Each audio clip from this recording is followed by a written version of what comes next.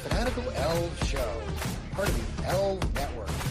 We are a bunch of wild and crazy Cleveland Browns fans, bringing you all the latest in Browns news. Tune in now.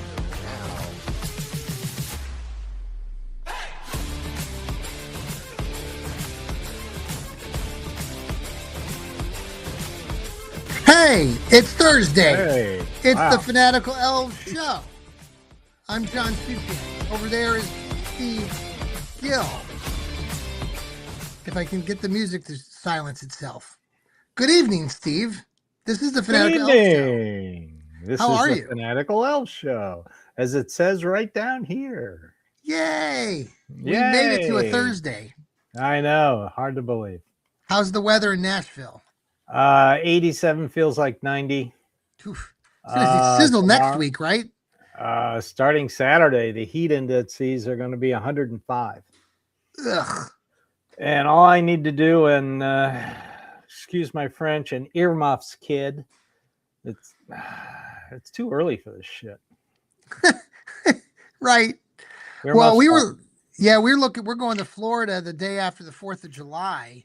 And here in Ohio, it's going to be Why would you hit the next week. road on a busy travel day? Well, we're flying. Oh, why would you fly on a busy travel day? Because, Steve, this is what we do. I don't fly anymore. No? No, when planes stop falling from the sky, I might fly again, but we drive everywhere. Plus, we have our dog. We can't leave our dog. She's 14, going on 15. And we can't leave her with anybody, so we take her with her. You know, we can't fly. She's almost 60 pounds. So Yeah.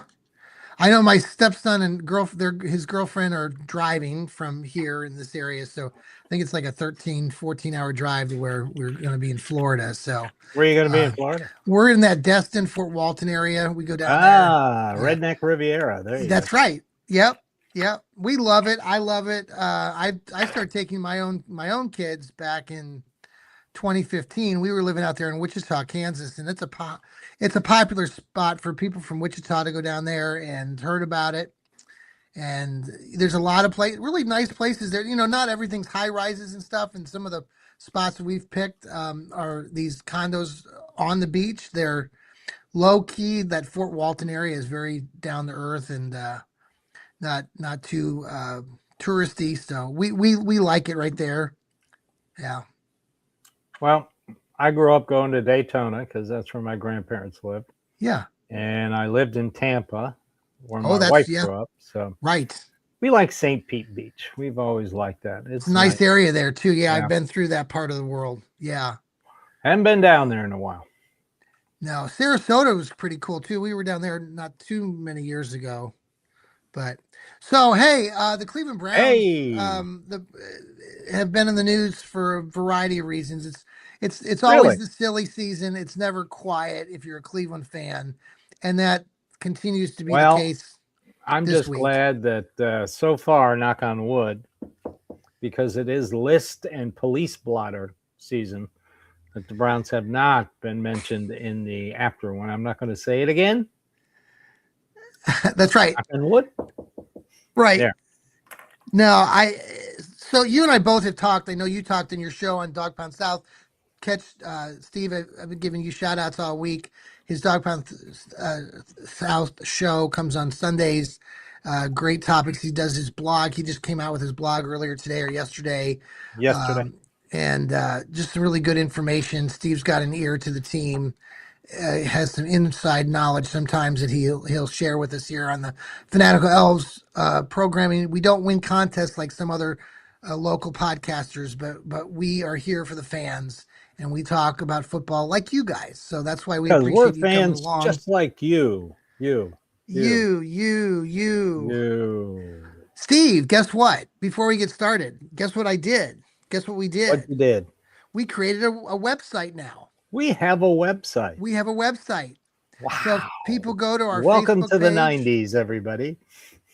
They go to our X page. They can go to our TikTok page. You'll see that page. It's on Pod page or podcast page or something. It's a website for podcasters. And so I created one earlier today, and so you can't miss a show. You can follow us there, and you'll see all of our shows, from Steve's show to my shows to Rod Bloom's shows, the Browns Blitz.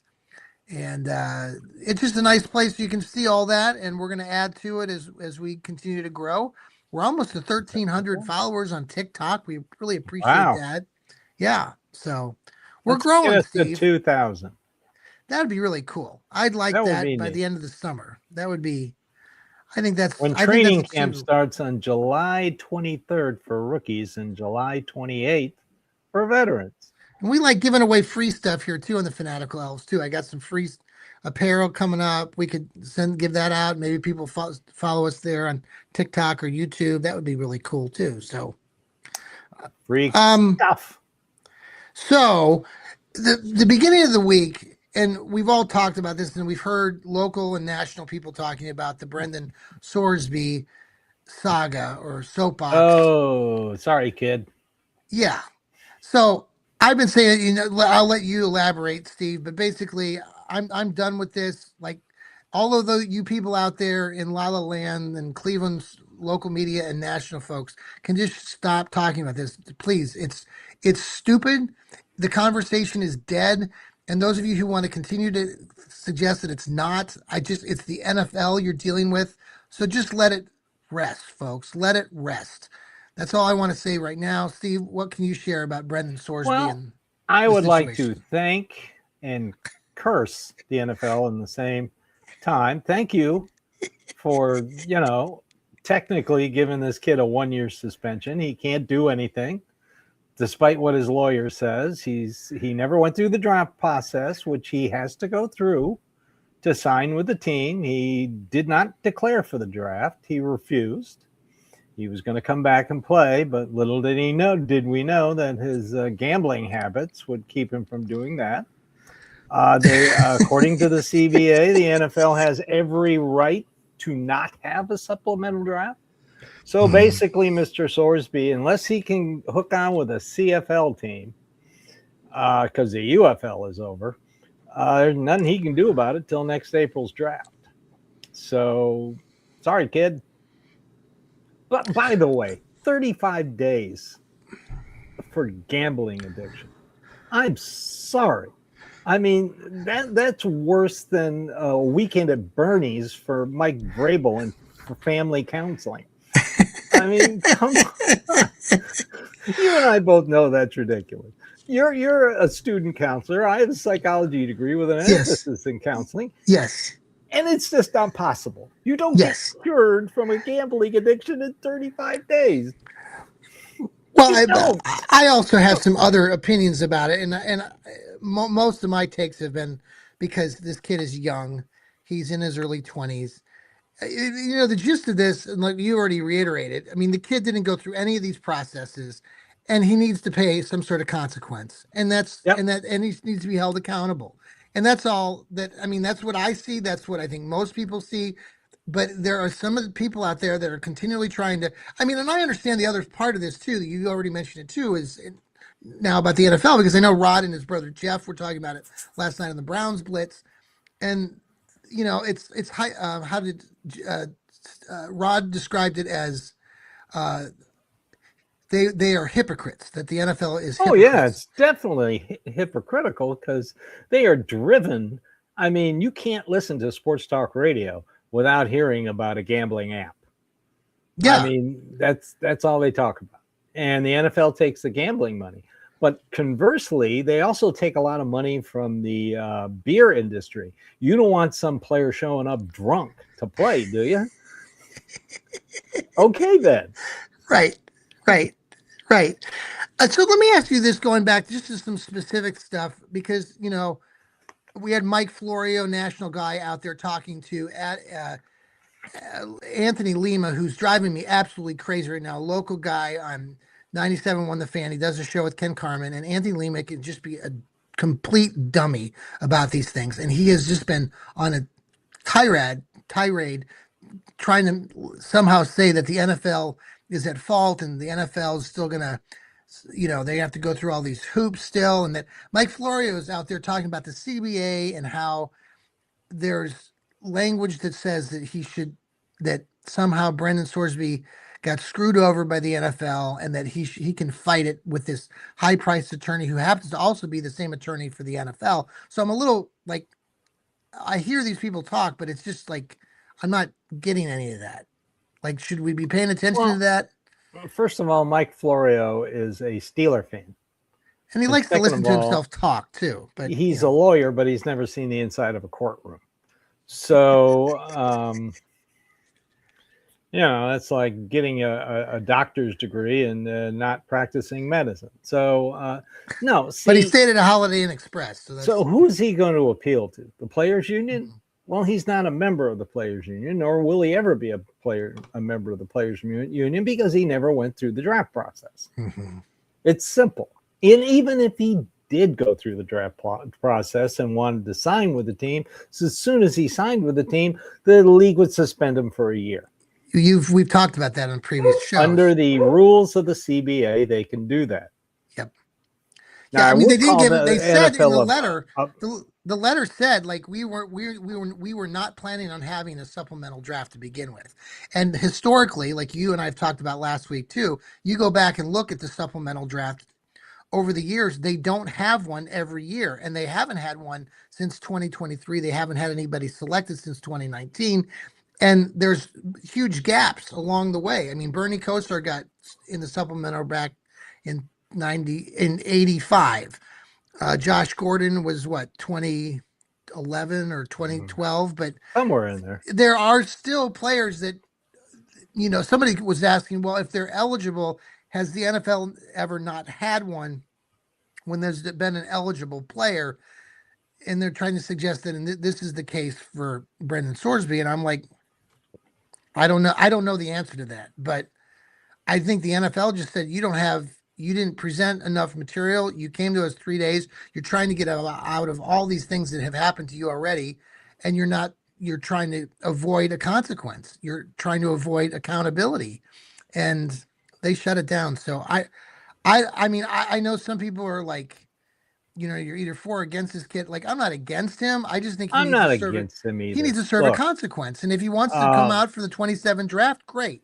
And if he's a first-round talent, like some stupid-ass Browns fans are trying to suggest, you're crazy. Third round at the most. Right now, he is a third-round talent. That's it. Yeah. He's a developmental quarterback. This time next year, Taylor Green will have more experience and be a better player than this kid will be. Yeah. So, just next year, let it go. I know we're all in our little God, we got to find our next quarterback Messiah mode. But, why we have to do this every year, I don't know. But it's just, this kid is done. He's not going to play in the NFL. He's not even going to be on a team in the NFL. So if I were him, I would definitely try to get on the CFL, get some experience. Mm-hmm. And then you don't have to go through the draft process next year. You got playing time. You got film that people can look at. Mm-hmm. And you have a potential of signing with a team next year. I mean, clean your life up, stay away from gambling for a year, convince everybody that you're over it, that you've harnessed your addiction, because you never defeat an addiction. You harness an addiction.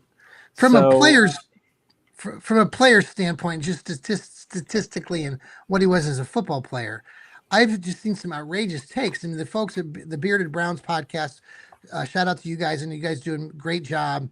But like even them on Twitter or the X recently, I was commenting back and forth with them. They were trying to compare Brendan Sorsby to a Josh Allen from Wyoming when he came out of Wyoming. And I'm no. I was like, are you kidding me? Like, you can't do that. Like, I think they're both 6'5", and that's about it. I mean, they said, like, well, look at the stats. I'm like, I don't care. I don't need to look at the stats. This kid was a backup in Indiana and then, played a little bit. I mean, he did play at Indiana, went to Cincinnati, had a respectable year, 7-5, but he was not that great. I mean, if you look at those games individually, I'm sorry, he's no Josh Allen. So when I saw that, I was just like, guys, come on. This is just like, why are we going down this path? Why are some of you so hell bent on trying to make this kid into what he's not. So that's because we have a Messiah complex. Well, let me ask you this about, I was talking about this on my podcast the last couple of mornings, and I want your take on this because this franchise quarterback tag, right? We talk about this idea of a franchise quarterback. And what I shared, and I'd like to hear your opinion on this. I think most teams in the NFL are always seeking that franchise guy, but I'd like to know how you define it. I'm defining a guy that you maybe want to consider franchise by, is he consistent? Is he playing in games? Is he is he managing the team? Is he there for longer than a couple of years? I consider Baker Mayfield a guy that could have been or was a franchise guy. No, he left after his 4 years, but when we're always looking for the Browns, who's going to be the next franchise guy? I mean, what does that really look like? I mean, there are spectacular quarterbacks like Peyton Manning and Tom Brady and Russell Wilson and some of these other guys over the years. But what's your definition of a franchise quarterback then? There's no such thing as a franchise quarterback. Yeah. That's an archaic term, as is generational talent. Very archaic. Look, the last time the Cleveland Browns had a franchise quarterback, his name was Bernie Kosar. And he defined as how many times did the Browns get in the playoffs with him as the starting quarterback? Yes. Okay, so that's a franchise quarterback, but that doesn't exist anymore. The circumstances now in college football, I mean, there are kids who, if they don't get drafted in the first round, they can make more money if they stay in school. Yeah. So, and every year we have this conversation about who's going to be the number one quarterback next year. And every year, whoever is supposed to be never is. Yeah. I mean, so I don't think you need a franchise quarterback. You need a good quarterback. You need a competent quarterback.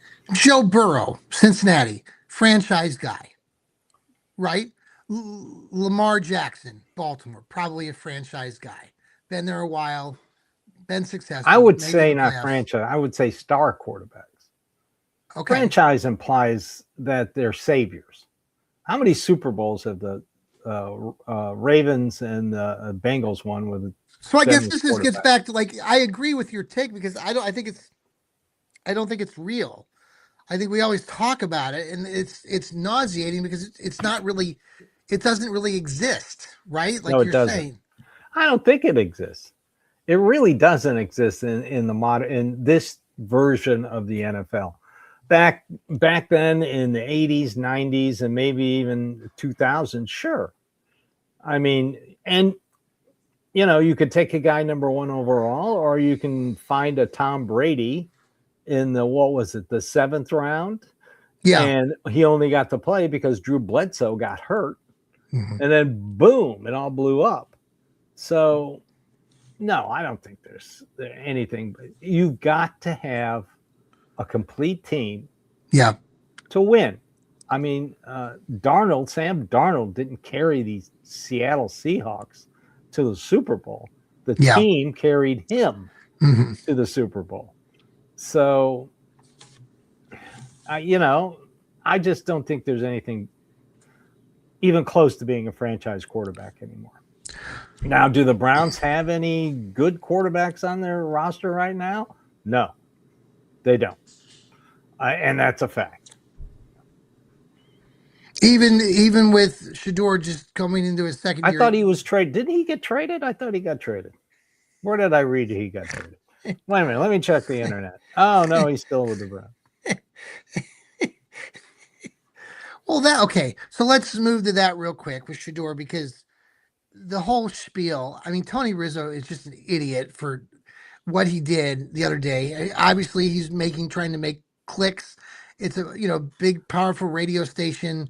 He's trying to attract people to come listen to him.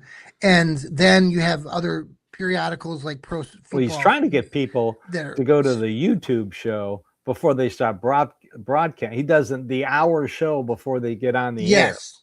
So that's what he's really trying to draw, that YouTube viewer. You want to get in there. You want to subscribe to his show. And that's where his money is being made. I don't know why he has a look at me complex, but then if you listen to that, to those guys, they all have a look at me complex. It got really weird the day of that and the day after, because there's another character in Cleveland sports media named Adam the Bull or whatever, and he and Rizzo have an issue with one another. They don't like each other, and Adam brought up Rizzo's past, which is have some things there that probably doesn't want to have talked about in public. It's out there for the record, but it's just one of those things where it got really strange because it almost felt personal between a couple of these guys in the local media up here in Cleveland. And, I've said this already. I mean, I've listened to Tony Rizzo for several decades, and I've enjoyed listening to him over the years. I really have. I lived out in Kansas all those years, and I respect the guy, but I've said it many times since that, I mean, his opinions and what he's saying are just absolutely crazy right now. And I can't handle more than 2 minutes of his takes anymore. Just too much. So yeah, I listened right when they came on the air, and then he started his spiel again. And then I waited till noon, 1 o'clock Eastern to listen to Emmett. And I'll listen to Emmett and Gerard Cherry. I like Gerard Cherry knows what he's talking about. Guy got 3 Super Bowl rings, so I'll listen to him. And I like Nathan Zagura and Bo at 2 o'clock Central. I'll listen to about an hour of them, and they're knowledgeable and know what they're talking about. So yeah, but so when you say that we don't have good quarterbacks, you really don't. I mean, you don't. I mean, you've said before about Shador that you want to give him an opportunity, but you want to. Well, I think the Browns coaching staff and Todd Monken would love for him and Gabriel to show up on the 23rd of July, and separate themselves from Deshaun Watson. Yeah. Now they are not going to trade anybody. Why would they give him first team reps, Sanders, and do an offensive install if they're going to trade him? Think about it. Yeah. Here I'm going to use this word again. It's called logic. Yeah. You got to look at everything that's logical. Yeah. And that's just not logical. Now, as I pointed out in my blog yesterday, now we have 2 beat writers. Pete Smith, who I like and follow. Yes. He knows a lot about football. Zach Jackson, who at times talks down to Browns fans, but he does a little bit, yeah. He was at OTAs and he was at minicamp. And these 2 guys saw this so-called quarterback competition and both concluded that Deshaun Watson that is out there right now is the 2024 Deshaun Watson. Yeah. He's doing the same things he did in 2024, only at half speed and against shorts and t-shirts. Non-starters on the defense in shorts and t-shirts. Yeah. So if he's being that bad, now Pete Smith said he did have 2 good days out of all the OTAs and minicamps, just 2. Yet he still can't pull away from 2 second-year players and a rookie. And the rookie isn't getting that many reps. The rookie's only getting instruction, one-on-one instruction. So if Deshaun, a 10-year veteran, 3-time Pro Bowler, can't pull away from 2 second-year players, I don't know why the local and national media think that the 2020 Deshaun Watson still exists. He's gone, people. Yeah. He's never to return. Quarterbacks get worse with age. Well, we were all paying attention locally for very closely when Deshaun was going down that path a couple of years ago and was just terrible before the injury. So we all know what we saw. It's there, and I don't suspect, like you don't suspect. I mean, you're coming off of major injuries again, that you're going to be able to. In 2024, and he's torn his Achilles twice since then. Yep. Yeah. You don't just miraculously heal from that. No. I think what the offensive staff is, they want to see what they look like. Full speed, pads, starters against starters, just to convince themselves. Yeah. And I think they really want one of these second-year guys to step up. This is their time to do it. This is the time to study the playbook. Yeah. Get your iPad, team iPad out, study everything, and come in here in July and be ready to go. I think that's what they're trying to do. They're trying to challenge one of these two young guys to step up and grab this position. I don't care who it is. I don't care if it's Sanders. I don't care if it's Gabriel. One needs to step up and show that they can be a competent, average starting quarterback. Because with the additions on talent, I mean, the 2025 draft class, these weren't guys who sat on the bench in hoodies. No, they participated in some way. They contributed.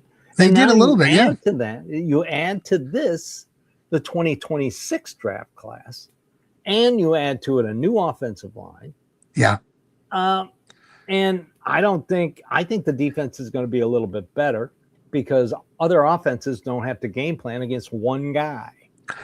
Exactly. And, I mean, you saw that in the Pittsburgh game. Oh, you saw it in the Cincinnati game. You saw it in a lot of the games. You see it in a lot of games. But you also saw teams take advantage of Myles Garrett. And the Tennessee game comes to my mind last year, where they completely took advantage of the fact that the Browns were trying to get him a sack. And, they won the game. So... Well, I want to talk to you about some of these other players. Have to look at the entirety of the team, and they still have a little depth issue on the defense. So let's see him. Let's talk about. I want to talk about that a little bit more. Let's pause here for a quick commercial break. I want to talk about one of the players in particular on the Browns defense. After this, we'll be right back.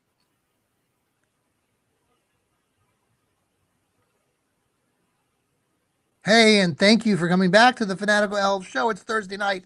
Over there is Steve Gill. He knows everything about the Cleveland Browns. And I'm John Suchian. I know very little. Shout out to Hemisphere Coffee Roasters. They shake the hand of the farmer. We have a link on our X page. Click on that. Buy some amazing coffee. They're a local company up in Mechanicsburg, Ohio, just to the northwest of town here. And also, shout out to my favorite licorice company, Sherry's Licorice. Cherry tonight. Sherry's Licorice. Cherry. Cherry. Yeah, and let's not go down that road. Yeah. So they have a brand new website they sell their licorice on. My wife discovered this a few months ago, and we've been ordering their licorice and amazing stuff. We're trying to work on a potential sponsorship with them here at the Fanatical Elfz. So go buy some of their amazing licorice. They have all sorts of flavors. They got watermelon coming up too, I hear. So yum. Carson Schwetzinger, listed as number 93 player out of the top 100 this year going into the NFL, according to some rankings that just came out today. And he's part of why season. What? It's listicle season. Yes, this is part of the Browns defense that you're excited about. Yeah. It is. I mean, I would be happy if they got another veteran linebacker, but he and Quincy Williams, nice pair of linebackers. And, they're going to play mostly two linebackers anyway, because they play three safeties. Yeah. So, I think this defense can be very, very good. If everybody stays healthy, and like I said Sunday, Malik Collins is ahead of schedule. Now, don't freak out when training camp starts. That's big news. Yeah. He's not participating because they want to be careful with him. I mean, the guy had a career high 6.5 sacks before he got hurt. Yeah. And he's very important to their interior defensive pressure. Yeah. So they're an attacking defense still. I'd like to see another corner. And probably another defensive end, like I've been saying. But other than that, I like this defense.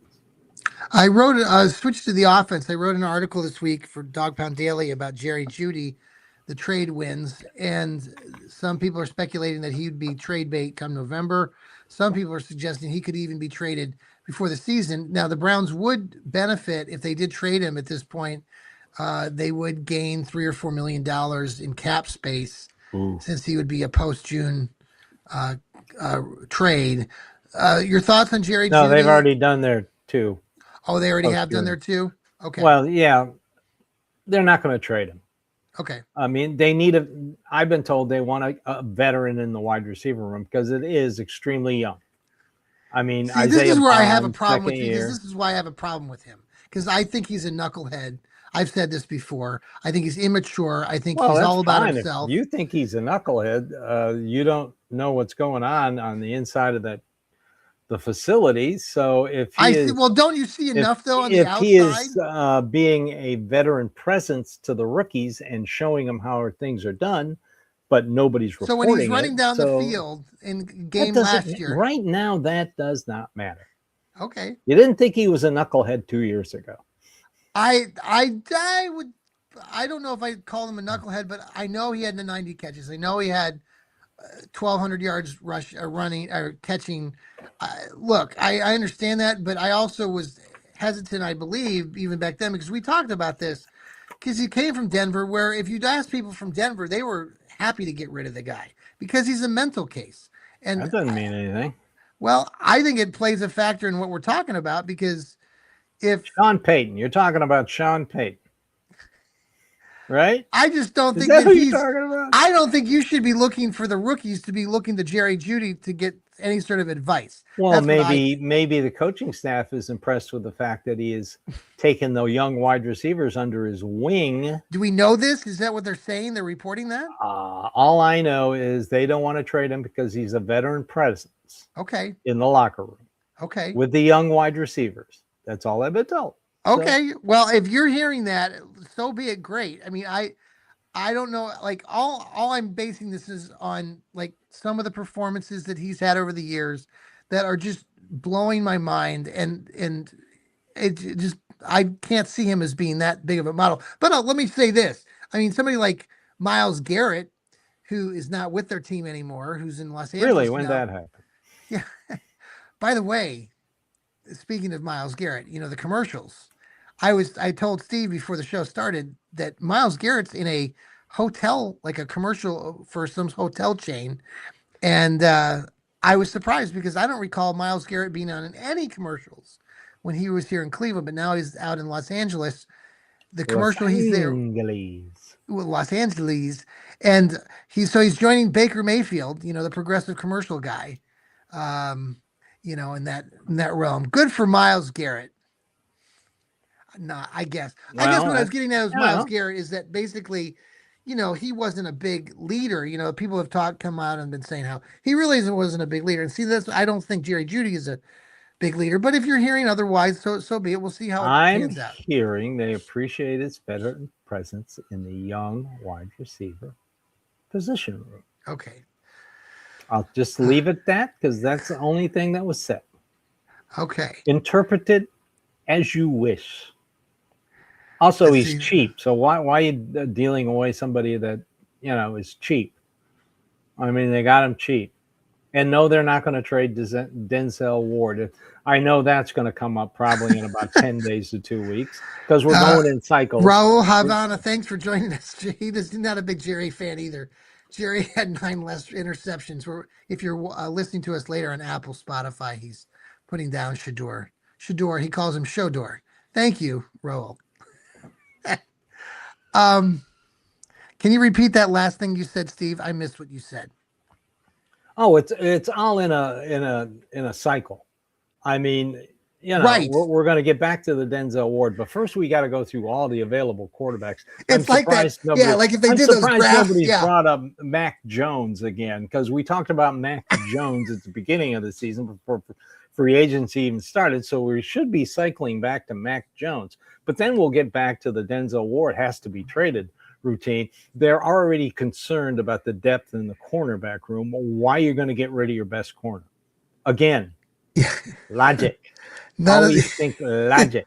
That's like saying that they're going to tank. No. Mary Kay's coming out with just awesome information too by saying something about the lines of that Shador will be a really good backup to Deshaun Watson. He's made a lot of progress. Like is that news? Again, Mary Kay's source is D. Haslam, one of the owners. The owners want this to succeed to justify the $230 million they paid Deshaun Yes. Watson. So Jimmy is no longer a laughing stock at the owner meeting. So, but it ain't gonna happen. It just age and health. It's improbable. I'll just leave it like that. Talking about something that's not improbable, it's Cleveland Browns draft bust over generations of Browns football. There was an article out there in as social media. Donald Sutherland said in the movie Kelly Heroes, "Why you bringing those negative vibes, man?" So they did it. They did an article on Bleacher Report where they looked at all sports franchises, not just football, but they looked at baseball, they looked at the NBA, and they listed out the top 99 draft busts of all time. And they considered where they were supposed to be drafted and how it all ended up. And Cleveland was listed as one of the top, not surprisingly, one of the top franchises to have the most busts. They linked them with 4 players that were draft busts. That also included other teams in that list that had 4, included the Cincinnati Bengals, the Detroit Lions, John Carter, the Las Vegas Raiders, and the Portland Trail Blazers basketball team. Any guesses on who the 4 for the Brownies were? Well, let's see now. Johnny Manziel. There you go. There's one. Gilbert? They did not mention Gilbert, which is shocked me. Yes, considering that Gilbert was drafted in the first round at the higher than and they Johnny never Manziel. And they never brought him in. Right. And I who was the quarterback that got stuck under the flag? Well, I also listed, he was on my list, but they did not list him. Brandon Weeden. He was supposed to be a quarterback messiah. Yep. Who's the other quarterback on the list? Mike Phipps. No, they did not list him from 1973, 71 or whatever, but that isn't historically. You were talking about that before the show started. He was traded, or that the Browns got picks in return for trading and that's who they drafted, a Hall of Famer named Paul Warfield. And then they had Tim Couch on that list. That doesn't. And I didn't agree with that either, Steve. I actually, in my article, Timmy got a raw deal, man. Timmy got a raw deal, a brand new, and he did take them to the playoffs. Team. He did take them to the playoffs in 2002. He got injured, but he had an 8-6 record, and Kelly Holcomb took over at the end. Yeah, the reason they made the playoffs was that game where he brought the team back in Baltimore, no timeouts. And after they won the game, he ran off the field with a football waving at the fans. 2 Hail Marys to win games. Yeah. Show me another quarterback in the NFL that did that. Oh, yeah. No, totally. Can't. Can you guess the other player in recent years since 99 that was on that list at the Bleacher Report for the Brownies? So many. He was a running back. Oh, what's his name? The kid from Alabama. Yes. Richardson. Trent Richardson. Yeah. Yeah, he was good for that first year, and then he started I don't consider him a bust because whoever the GM at the time, when they traded him, fleeced Indianapolis. Because right. I mean, that's not a draft bust. That's a draft investment. Yeah, I was surprised they didn't add Justin Gilbert on that list. Gerard Warren from back in the day, I think year 2000. I like Gerard Warren. Courtney Brown was on that list. Actually, Courtney Brown was on the list at 45 on the original Bleacher Report list out of the top 100. So yeah, I can see that, but injuries delayed him. Yeah. Mike Phipps, tell us about Mike Phipps again. He was drafted by the Browns after they traded away Paul Warfield. He was supposed to be the next quarterback messiah. Yeah. Didn't work out. He just never clicked. Yeah. So what we're saying here, folks, is if you've been a lifelong Browns fan over the last 60 years almost, or further than that, we have seen our share of misery, but in between we've had some hope and there's been some light there. You know, Bernie Kosar was really, Brian Sipe for everything. I mean, he was what do you think? Would you consider Brian Sipe like a I know we say we don't like the franchise tag, but I consider Brian Sipe. He was there for several years in a row. The Browns did have some success. They did make it to the playoffs.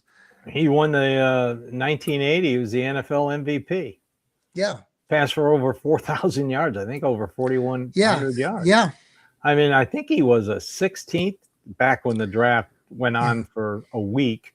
15th, 16th. God, thank God they pared it down to 7 rounds. I don't think I can watch 16 rounds of Mel Kiper.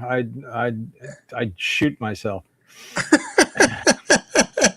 But San Diego State was considered too small. He was a shrimpy, but he had those cardiac kids. He had great wide receivers. I mean, Dave Logan, the guy who was drafted by 3 different professional sports teams. Yeah. Ozzie Newsome, the Wizard of Oz. They had they had a great defense. Not a great, but they had a good defense back then. They had a good defense. Yeah. So that was the cardiac kids were something. Lyle Alzado, remember when he played for the Brownies? Yes, I do remember Lyle Alzado. Yeah.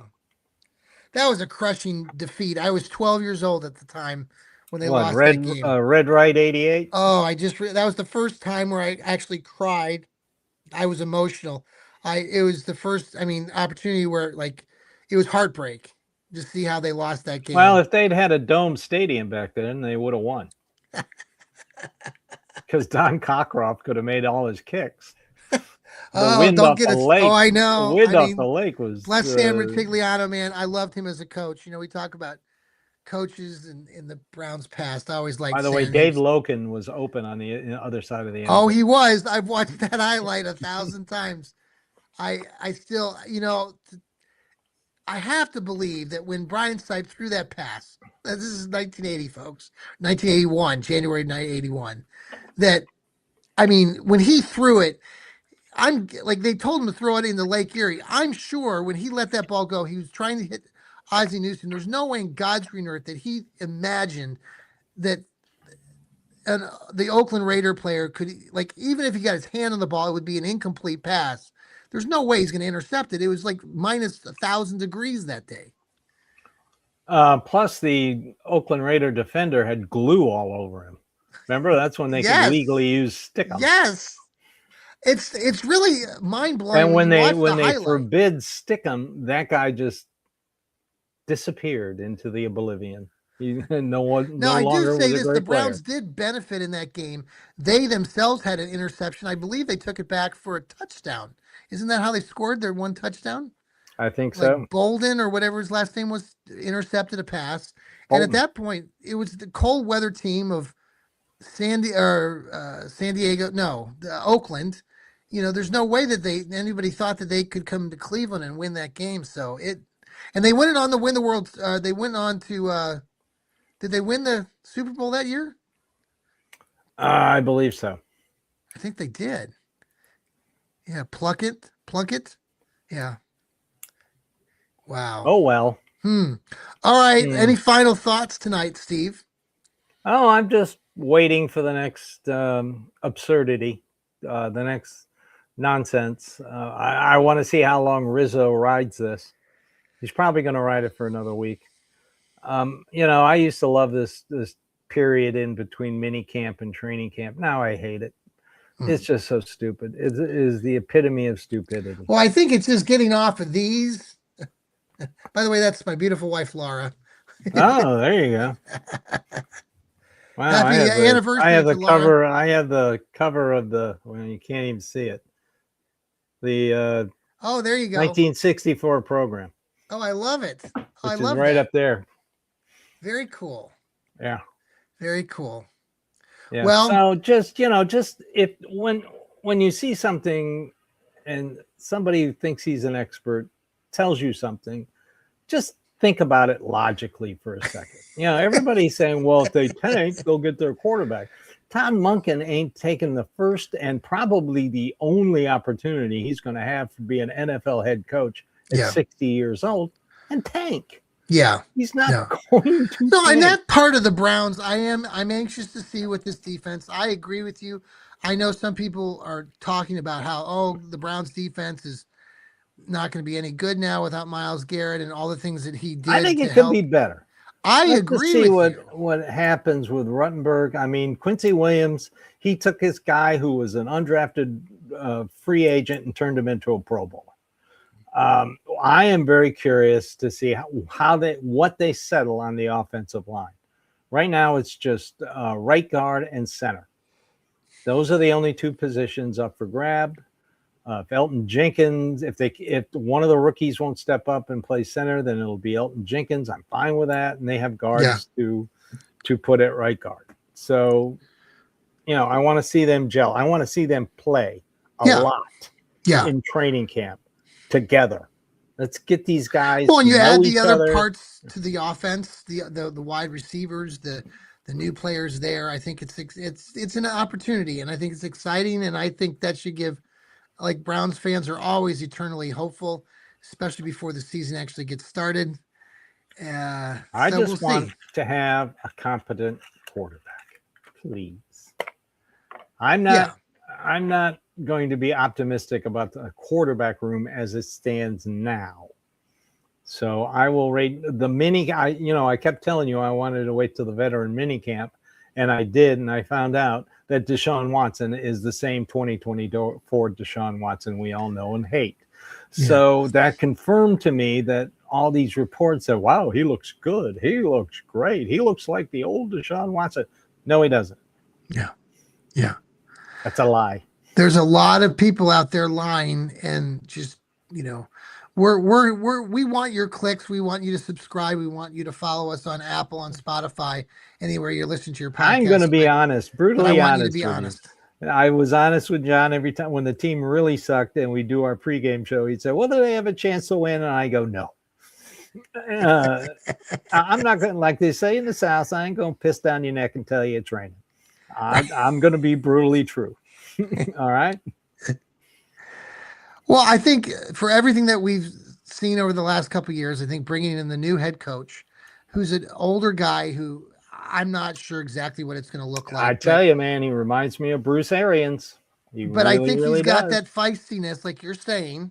Yeah. And I think that's part. And you and I mean, you're a little bit older than I am, but we're also older guys. We're a little bit more feisty in our older age. I think that this guy coming in, given the opportunity that he's in, is going to try to take it full. Well, he knows a little bit how to do that. And I know he doesn't have the experience of the NFL head coach, but he has a lot of experience. And he's brought along a lot of good guys, a lot of new coaches that I think are going to inspire these young kids. Yeah. So there you go. Just remember, Bruce Arians took a god-awful Arizona Cardinal team in his first year. They finished 10-6. Mm-hmm. By his third year, they were a 12-win team. Yeah. So that's what he reminds me of. And by the way, Todd Monken is going to tell you exactly how he feels. Yes. You don't need a translator. You don't need a translator for Todd Monken. No, you do not. I love it. Well, folks, what I think he means. No, he said exactly what he meant. Hey, stay tuned to us. Make sure you follow us on all those different social media outlets. We are growing on TikTok, 1,300 followers. We'd really like to get that up to 2,000. YouTube, we're just under 500 followers there. Follow us there on YouTube. We just got a new website. We put that on our X page. Our Facebook page. We're out there. We're going to be giving away free stuff as we get closer to the beginning of the preseason games. So look forward to that. We love giving away free stuff here at the Fanatical Elfz. Tell other people about us. If you are a Browns fan or you know somebody who's a Browns fan, let them know about the Fanatical Elfz. Steve, have a very good night. You too, John. And go Brownies. Hey, go Browns.